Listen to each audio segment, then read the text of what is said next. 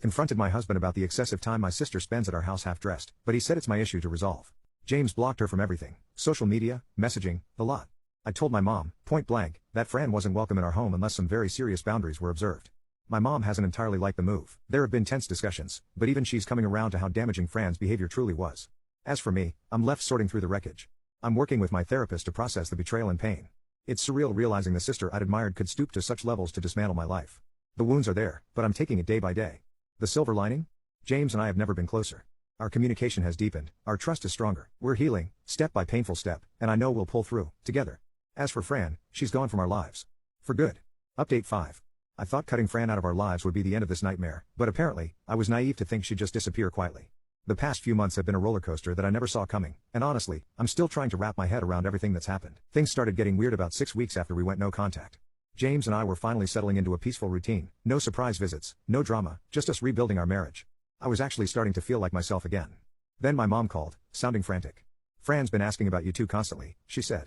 She keeps showing up here, crying, saying she made a mistake and wants to apologize. She's been driving by your house too. The driving by part made my skin crawl. James immediately wanted to call the police, but I convinced him to wait and see if it would stop. Spoiler alert, it didn't. Last month, I came home from work to find James sitting at our kitchen table, looking shell-shocked. In front of him was a thick manila envelope with no return address. Inside were printed copies of text messages, dozens of them, between James and Fran from years ago, back when they were in high school. But these weren't just any messages. Someone had highlighted specific parts to make it look like James had been leading Fran on, encouraging her feelings, even recently. These are fake, James said immediately, his voice shaking.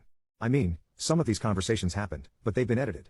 Look at the dates, half of these are from when we were teenagers, but they're made to look recent.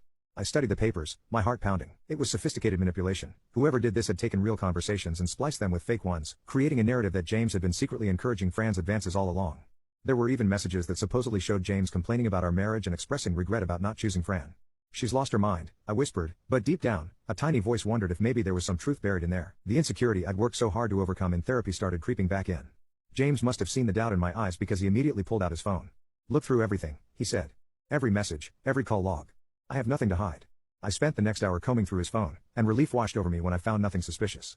The fabricated messages were clearly fake when compared to his actual message history, but the fact that Fran had gone to such lengths to create this elaborate deception was terrifying. We decided to involve the police this time.